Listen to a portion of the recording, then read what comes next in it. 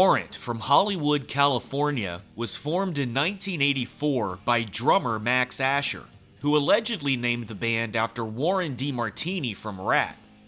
He'd be joined by vocalist Adam Shore, guitarists Josh Lewis and Eric Turner, and bassist Jerry Dixon. This lineup would play around California until 1986, when Asher and Shore would leave to start a new band called Hot Wheels. They'd be replaced by two guys from another local band called Plain Jane, drummer Stephen Sweet and singer Janie Lane.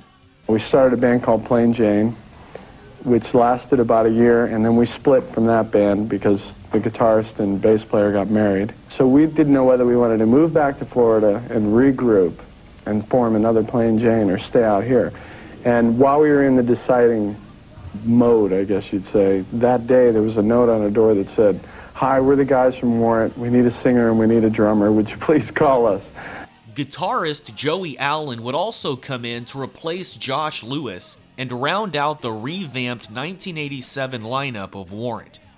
Now equipped with Janie's songwriting skills, the band's fan base grew even more with packed crowds around Southern California. This crowd has made me more happy than any fucking crowd I've ever played in front of. Because we broke Van Halen's attendance record for this fucking club tonight. In this 1987 video filmed at Gazzari's for the Japanese home video market, Warrant is still a bit rough around the edges. The backing vocals, for example, are especially painful. But all that is overshadowed by Warrant's party vibe and Janie's raunchy charisma.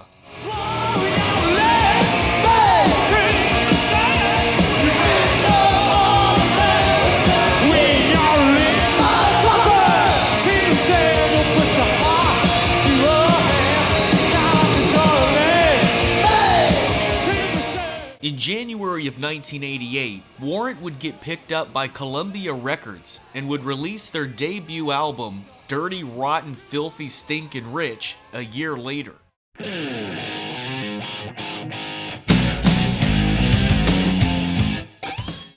Say what you want about Warrant, but this first album is great.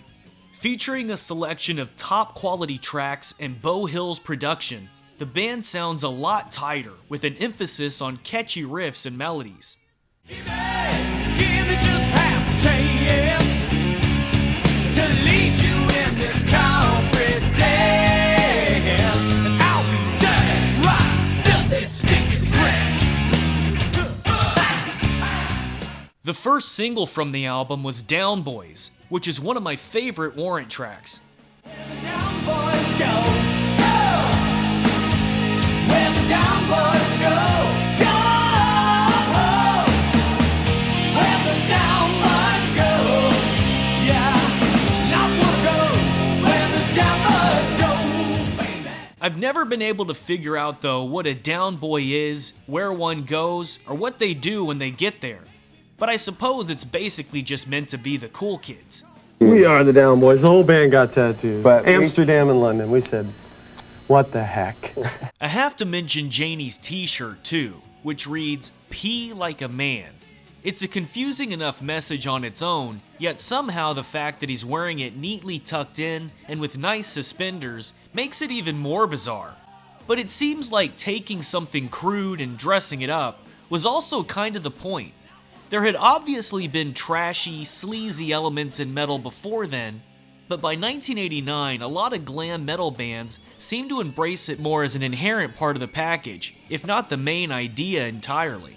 How about musical influences, guys? Let's just move this over. Sex, alcohol. Yeah, yeah. We're not gonna get away with that, are we? Still, Warrant had the songs to back it up, and their second single proved it. Heaven isn't too far away.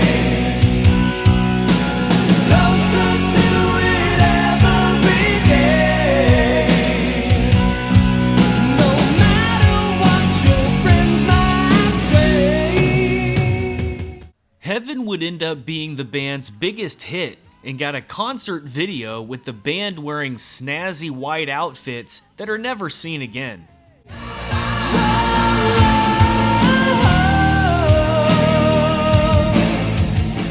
We never expected that we would get that high on Billboard because we didn't know if we were going to cross over.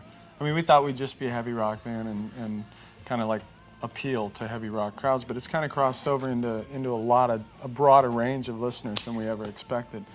The cover of the album featured the huge face of Cashley Guido Buxley, a sort of mascot for the first album. Who'd you have design that, or A guy named Mark Ryden, he does a lot of artwork for Walt Disney, of all people. Really? But we had the idea we wanted the ultimate mogul manager, jerk, fat guy, a really into money person on the cover. So we took the idea to him, and he did a fantastic job. That's kind of our nightmare person, the guy on the cover. I don't know if you've seen it. You've seen the cover. Everybody knows someone like him. That's the guy you don't want to meet, but you're afraid that you're going to meet when you move out to Hollywood to make it big. Yeah. So we put him on the cover. We brought him to life in the new video, too. Warrant's third single, Big Talk, got an ultra weird video featuring Buxley, and opens with one of my favorite music video jokes. I'm not gonna knock. Steve, you're the drummer. The band go into Buxley's office, and after Janie shakes his hand, all hell breaks loose. A ninja falls through the ceiling, and a cage surrounds the rest of the band as the ninja forces Janie into an electric chair at sword point. Then, some kind of snake charmer guy comes out to operate the electric chair. It's insane.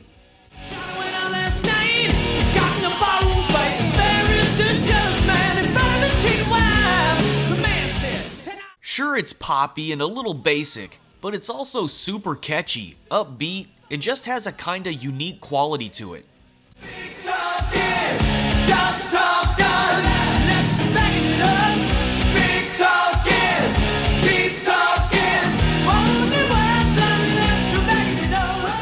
For the fourth and final single, they'd go with another power ballad, Sometimes She Cries. This one got one of those videos that's like a movie from the Lifetime channel. It's in black and white, so you know it's serious, and starts off with a woman looking both sad and a little chilly. She's got a baby and a husband, but the husband leaves them for some reason. Presumably because of this, sometimes she cries. And sometimes she apparently hooks up with some random dudes, like this scuzzy character who can't wait to sneak out. This bums her out even more, and not even Warrant playing literally right outside her window can cheer her up.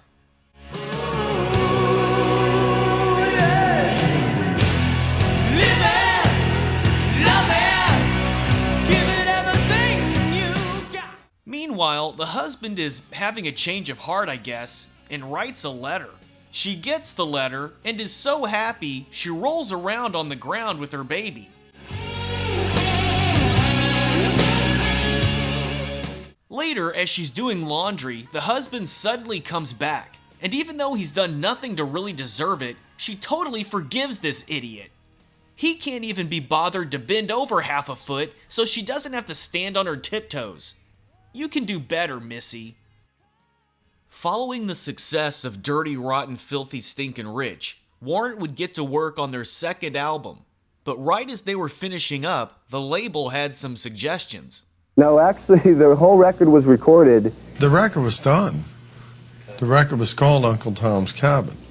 The president of CBS wanted one more song.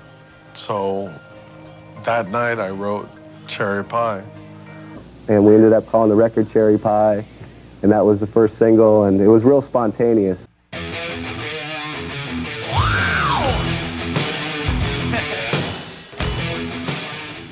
Cherry Pie took over as the lead single for the album, with a video that introduced former Miss Louisiana teen and 13-time Star Search winner Bobby Brown to the metal world. She's my cherry pie, cool drinking water, such a sweet surprise, tastes so good, make a grown man cry, sweet cherry pie. Oh, yeah. It also introduced her to Janie, and the couple would end up getting married a year later.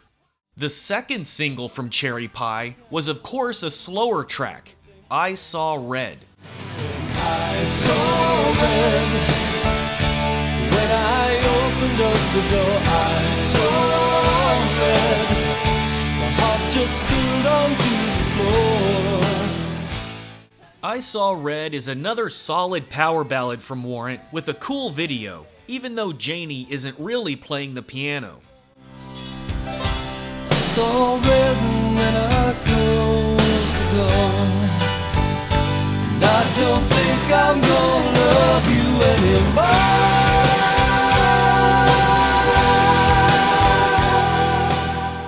In order to give the single some extra attention, a second acoustic version of I Saw Red was recorded, this time with a video featuring Janie alone.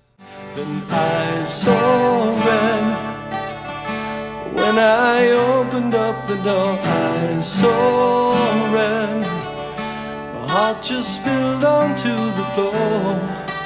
And I didn't need to see his face. The song was doing very well, and MTV wanted to run a different version of it to keep it alive, you know, because the song was out almost 3 months, and the video was kind of getting burnt out. MTV said, we're burnt on the video, we need something else. So we just pieced together, when we shot the original video, I Saw Red, I was just kind of walking around in a Confederate cemetery in Memphis. So they pieced it together and gave it to MTV, and it went over real well. I saw yours, I saw red, and I closed the door. I don't think I'm gonna love you anymore.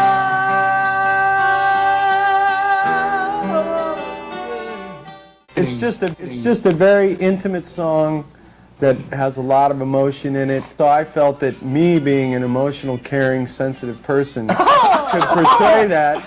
You know, and I wanted to do it alone because the other 4 guys really don't give a shit about anybody they've ever been with. What was originally the title track, Uncle Tom's Cabin, got a very cinematic video telling the story of corrupt cops in a small Louisiana town. Just for the record, let's get the story straight. Uncle Tom was fishing, it was getting pretty late. Out on the Cypress limb above. It's a great song that showcases a more creative side to Janie's songwriting.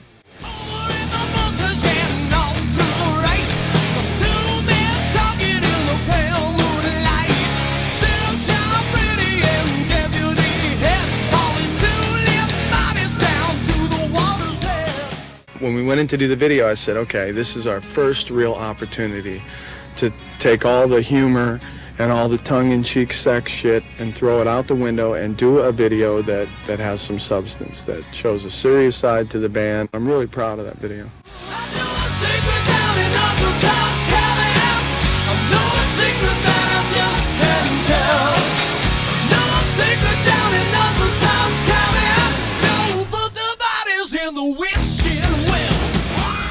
The fourth single, Blind Faith, was another power ballad.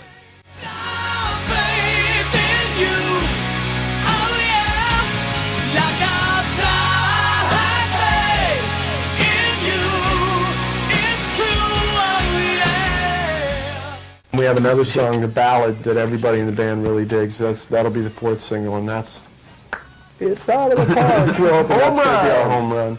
It's called Blind Faith. We really like this song a lot. Actually, it would end up being the lowest charting single off Cherry Pie, just barely cracking the top 40. And I'm not sure if I deserve woman so cold, but I love that you think I do. Warrant would begin recording their 3rd album in 1992 with producer Michael Wagner. These sessions would also produce 2 cuts for the soundtrack of a movie called Gladiator starring Cuba Gooding Jr., one of them being a cover of We Will Rock You by Queen. We will rock you. We will rock you. Sing it! We will rock you. The album itself, Dog Eat Dog, would come out later that summer.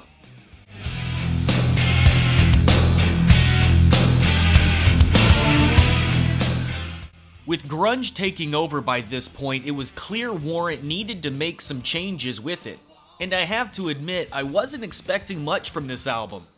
But it turns out Dog Eat Dog is overall pretty great.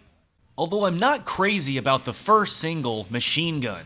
He's done like a big fish.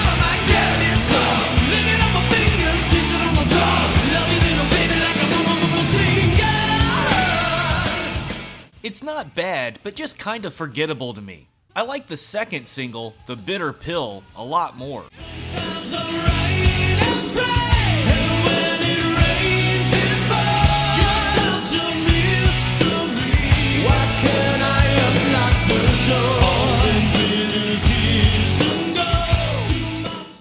It also has this really cool bridge with the choir singing in German that adds a whole other interesting layer.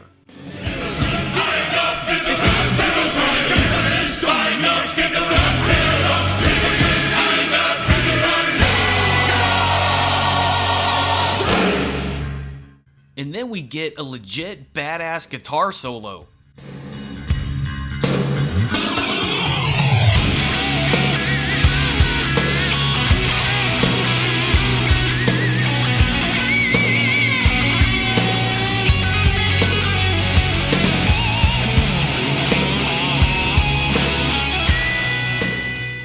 Like I Saw Red, The Bitter Pill also got a second acoustic version with its own video, which was just Janie busking around South Los Angeles. Sometimes I'm right as rain, and when it rains it pours. You're such a mystery.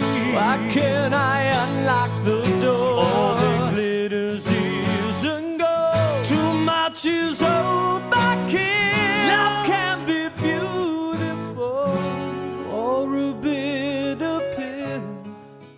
But again, I was really surprised with how much I enjoyed this entire album. Warrant seems to be trying different interesting ideas both compositionally and thematically, like the dystopian set April 2031.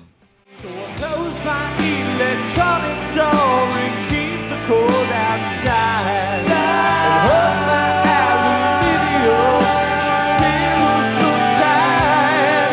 And I pray the radiation doesn't make me sick tonight.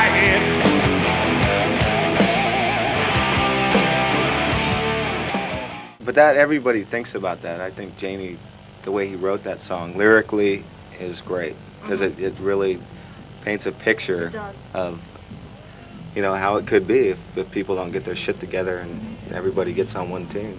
No more sky and no more trees. April 2031. No more oxygen to breathe. April 2031. No more hate and no more war. April 2031. And I especially love the track All My Bridges Are Burning. All my bridges are burning. Watch them go down in flames. I can't even remember my name. All my bridges are burning. Overall, Dog Eat Dog is a really solid album. It's heavier than you might expect and even shows a bit of maturity. You make a record 4 years ago, and then you go to make this record, and not only have you grown up and gone through a lot, but the people who listen to your first record have grown up and gone through a lot. So I think you have to change a little bit. Even though people might think they want to hear the same thing again, I don't think so. I think that gets old. After touring for Dog Eat Dog, Warrant would be dropped by Columbia, and Janie would leave to briefly try out a solo career. He'd come back, but then Joey Allen and Steven Sweet would leave and be replaced by guitarist Rick Steyer and drummer James Kotak, both previously of Kingdom Come. With this lineup, Warrant would get picked up by CMC Records and put out their fourth album, Ultraphobic.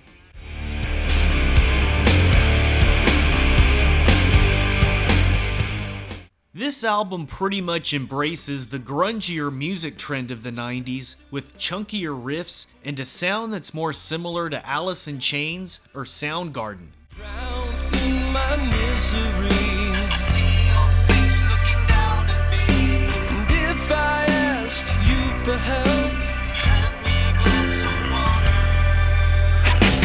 Give me some, give me one. Understands my meaning. It's not bad really, but it's got too much of that mid-90s grunge sound for me, and overall it's missing an upbeat feel that's more suited to Warrant. Even the promo shots, which include keyboardist Dave White in the very back there, just feel kinda bland. Although apparently the writing process for this album was a lot more collaborative than before. The fact is that Janie wrote the first 3 records, and this is the first record we've all written on. Janie really gave us the ball and just said go. But regardless of who wrote which tracks, the effect of mid-90s grunge is felt throughout. Like the first single, Family Picnic, with a video that's just designed to make you mad at the world, including the fact that there's no question mark at the end of the opening scroll. The video centers around a dysfunctional family, with the dad being a real asshole at the dinner table. The dad sends the kid up to his room and threatens to hit his wife with a ceramic angel, but instead throws it at one of the many TVs in the house showing Warrant.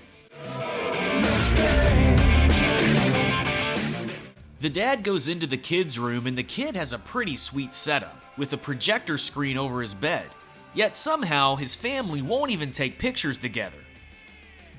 Then mom comes in with a handgun, and after a brief scuffle, the kid picks up the gun and shoots his dad. It's all a bit over the top.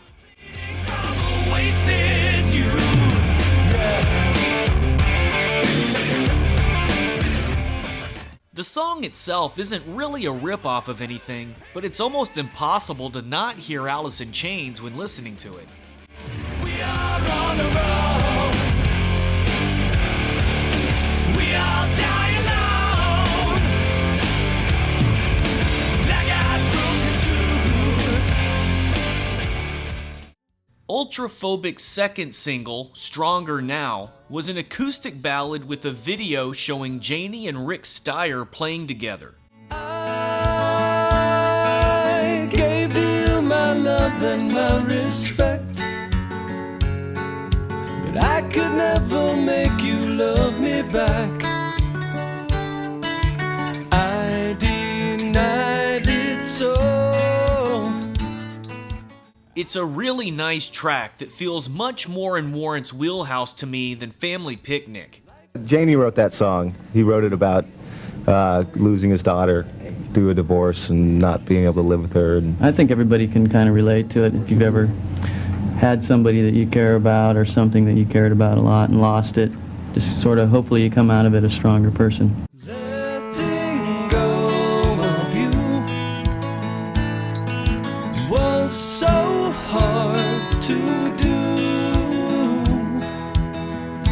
and I thought that it would kill me, but I made it through somehow, and I'm so much stronger now. After picking up new drummer Bobby Borg, Warrant would release their 5th album, Belly to Belly Volume 1, the following year. I'll start out as beautiful as spring. Technically going by Warrant 96 for this release, Warrant still seems to be trying to figure out how to navigate the new music scene, with tracks that definitely nail the 90s aesthetic, but just don't have the strong, catchy hooks you expect from Warrant.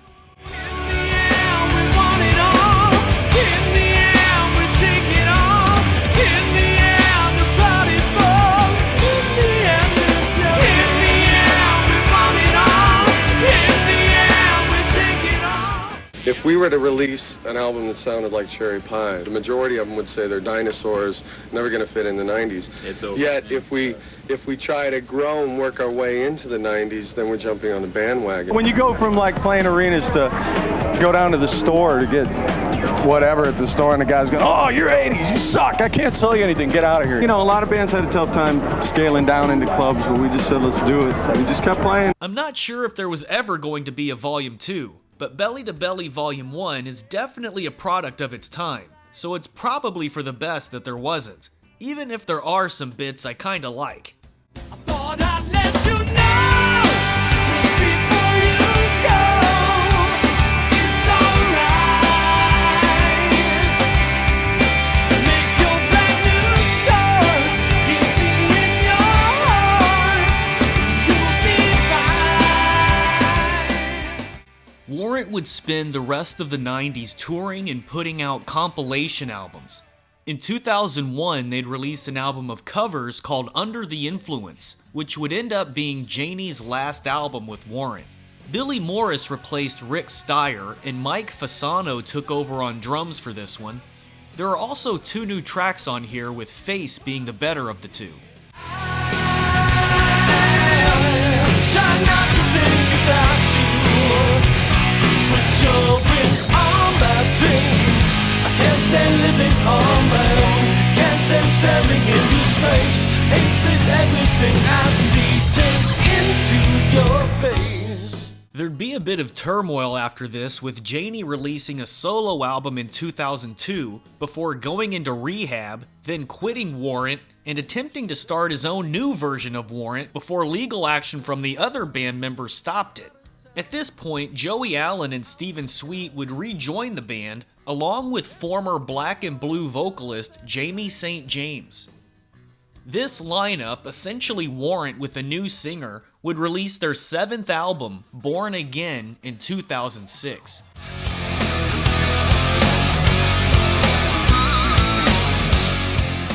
Born Again is a return to a more upbeat, old-school sound with hooky choruses and fun guitar work.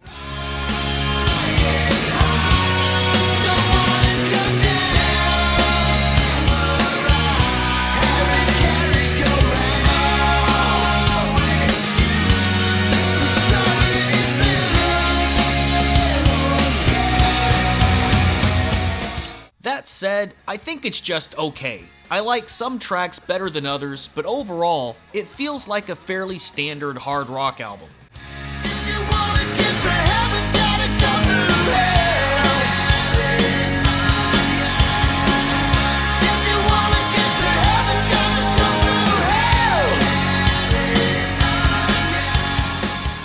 In 2008, Janie would return to Warrant for a few shows, including an appearance at Rocklahoma. But by the end of the year, Warrant would break ties with Janie for good, allegedly due to good old creative differences.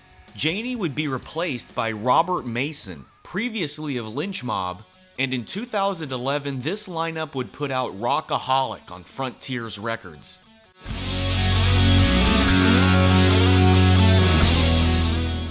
I gotta say, Rockaholic is really good.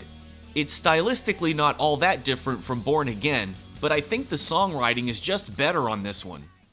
Eric Turner and Robert Mason also have writing credits on this album, but I feel like Jerry Dixon in particular revealed himself to be quite the songwriter.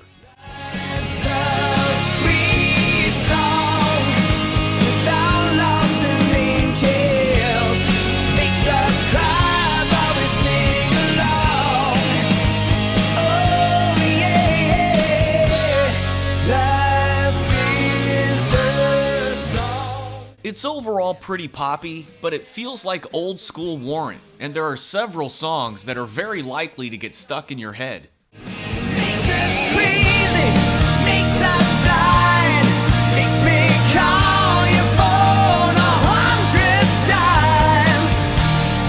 That's what love can do. Home, one of Robert's songs, also got a video. Doesn't matter how many days gone by, or how many times I feel to touch the sky. Doesn't matter where I go or what I do, ain't home without you. It's another really solid track, and it seems like overall Warrant was operating better than ever, with everyone getting along. And Rockaholic even made it into the top 25 on the Hard Rock Albums chart in 2011.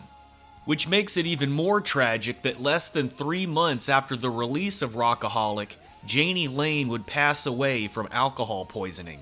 Warrant would continue on with their most recent album, Louder, Harder, Faster, coming out in 2017.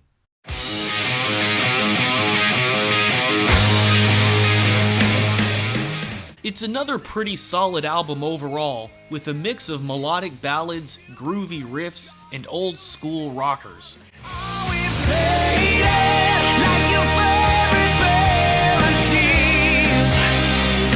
Coming upon in the sea.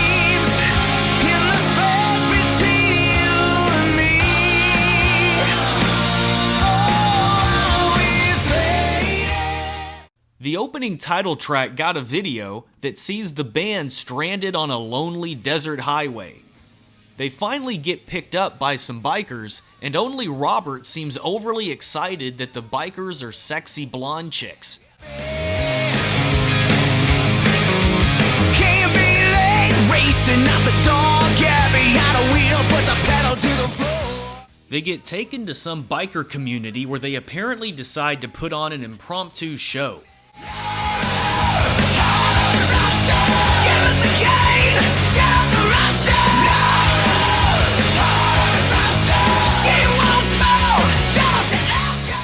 Afterwards, Robert approaches the hot blonde biker, but since he's recovered from his heat exhaustion, he sees it's just a regular old burly guy.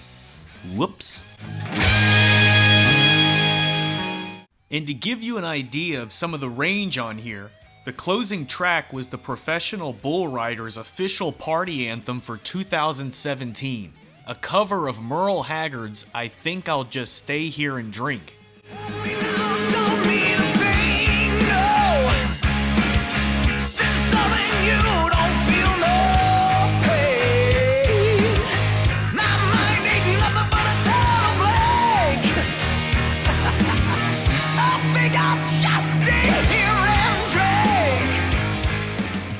And that is Warrant as of 2021. Robert Mason seems like a great fit, and hopefully we'll get more albums like Rockaholic and Louder, Faster, Harder soon. Although it's a shame that the band and Janie couldn't work things out and continue making music together.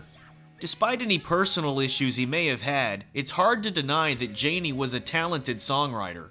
Be sure to check out Dirty, Rotten, Filthy, Stinkin' Rich from 1989, Cherry Pie from 1990, Dog Eat Dog from 1992, Rockaholic from 2011, and Louder, Harder, Faster from 2017. I'd say give Ultraphobic a shot if just for the 90s vibes, and Born Again also has some fun stuff on it and is worth a listen. I hope you enjoyed checking out Warrant and discovered some cool tracks beyond the few they're mainly known for. Be sure to let me know what your favorite Warrant songs are below. Thanks for watching, and see you next time. We'll see you very soon. Sayonara, and thank you so much for making our stay enjoyable. Bye-bye.